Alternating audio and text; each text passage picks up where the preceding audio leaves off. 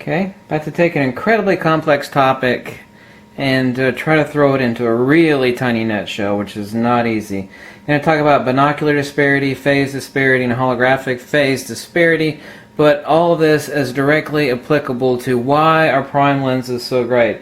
Now, first we have to ask ourselves two questions. And you can ask 1,000 of the best professional photographers on earth why they love their prime lenses, but none of them can tell you the real reason why. They can express, well, it's a simpler lens and it seems to have better color saturation and there's just something about it. They can never explain to you why, and nobody can. There isn't a single explanation out there as to why low element count. Now obviously some elements are thicker than others also, as is the case. Some glass elements are up to 4 times as thicker as other elements, so it's not simplex element counts, but it is also the thickness of each one of those elements and whether those elements are ED doped glass, because ED doped glass, extra low dispersion glass, has an adverse effect on the magnetic permeability and the dielectric permittivity of the light. So let's make things really, really simple. The same thing that governs on this two-dimensional, there's no three-dimensionality here on this art hologram. This is actually a really cheap art hologram. But the same thing that governs the three-dimensionality to this art hologram is the same thing that governs the renditional distortion or lack thereof, specifically as applied to prime lenses. I don't know if you know exactly how holograms are made. You might want to take a look, okay? Because the same thing that governs how they work is the same thing that governs why low element prime lenses are superior, especially like 4, 5, 6, 7, 8 element prime lenses. Here we have a laser beam, we have a reference beam, and we have the object beam. This is the same sort of binocular disparity that exists in your eyeballs. And if you were blinded in one eye, you would lose your depth of field. The same thing is true of multi-element zoom lenses, or a lot of current day, even prime lenses, some of them, that have too many elements in them and one or more elements of ED glass. Okay? It's binocular disparity. So what happens if you lose your eyesight? You lose depth of field, do you not? Well, yeah, we all know this, but how is this applicable to why prime lenses are superior? Because you're not going to find a single article or a single video on YouTube that's going to tell you why prime lenses are superior. Now, what is phase shift? We have additive and destructive interference. Now, okay, you know what an HDR image is? Yes, it's multiple images that are stitched together. Well, as is the case, and you better damn well pay attention to what I'm about to say, every frequency of light, let's say red, green, blue, yellow, okay, that's not a frequency, let's just say red, green, blue. Let's make it really simple. Each one of those is like an HDR image of the scene taken, the depth of field as it's rendered. Each one of those comes into the lens at a certain phase, and it's also applicable to the depth of field as it is coming into the lens, the phase disparity of each one. Now, the red light on a object in the foreground is not the same as the exact same red light reflected from the sun off an identical red object in the background. That phase disparity is translational through the lens, or it is lost in the lens due to ED glass or multi-element zoom lenses or many multi-element prime lenses. Some current prime lenses is due to flint element, the achromatic doublets, interfere with the electromagnetic light that causes EM retardation. It changes the magnetic permeability and dielectric permittivity of the light. So what happens is, instead of the three-dimensionality of the phase shift, here we have 2 frequencies analogously. For example, here we have a dimensional toroid. Okay, we have constructive and destructive interference. We have a lack of binocular disparity. We have depth here. So what happens is that to eliminate chromatic aberration completely, what lens designers do, now chromatic aberration lends to perceptual lack of sharpness. Okay, if you look at a really old lens that has a lot of chromatic aberration, it looks like it's fuzzy, but it's not really fuzzy or not sharp. What it is that the chromatic aberration is such that you think that you actually have a non-sharp lens, when really it is perceptual lack of sharpness due to chromatic aberration, not actual lack of sharpness due to the poor construction of the lens or how it's actually collimating and focusing the light. So what lens designers do with ED doped glass and multiple element like achromatic doublets, which use binary elements to actually reconverge the blue end and the red end of the spectrum at one point, is you end up with this singular binocular disparity, where here, let me get it in focus here. Let me see. Yeah, we're gonna get, there we go.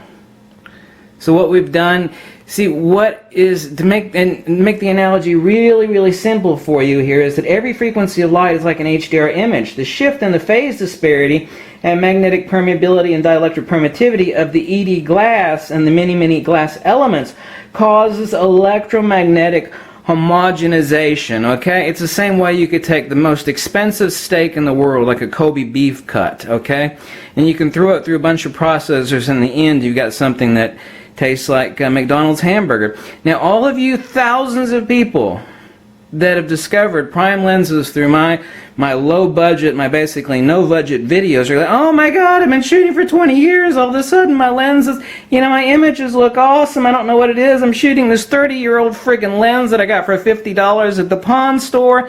Why is it making better images than my $1,500 zoom lens? This is the reason why, okay? Binocular disparity, the phase disparity, the EM, okay? It's just, there's no way I could toss this into 1, 2, or 3 videos, and you people don't want to see that. You're like, oh, you only want to know why. I'm trying to throw this to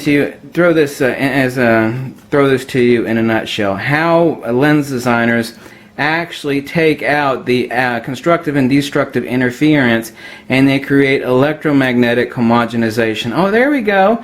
Here we have EM homogenization. When you actually want this to get the renditional distortion removed, true genuine depth of field in the image, people say, like, you know, I like my prime lenses, there's something about it, you know, it's as sharp as my zoom lens, but it just has something extra. Most people will notice the fact that it actually has better color saturation, because the more glass you add, the more it actually retards and washes away the higher energy light towards the blue end of the spectrum. This is why blues look washed out, but this is also the reason why a nanoparticle coated element is added. Typically it's only one side of one element, at max 2 in lenses, but people say, well, I don't know what it is about the prime lens, it just seems to have more depth. Well, here's the depth, and this is what multiple elements do. It removes out that constructive and destructive. This is like taking a person with 2 eyes that has depth perception, okay, and blinding them in one eye. They've lost depth perception. I actually encourage you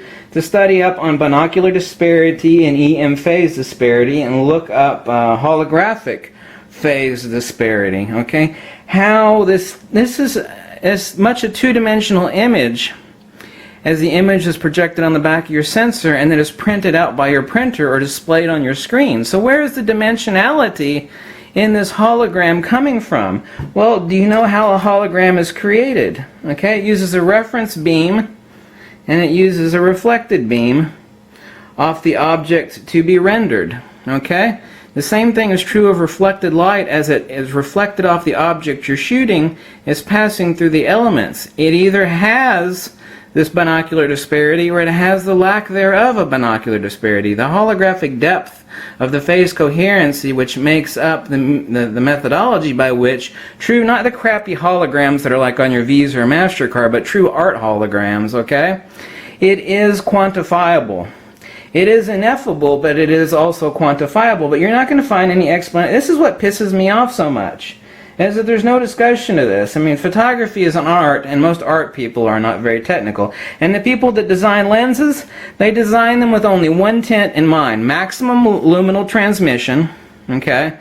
Let's design it for maximum luminal transmission. There we go. Maximum luminal transmission and maximum sharpness. They also, the main thing they want to get rid of is chromatic aberration.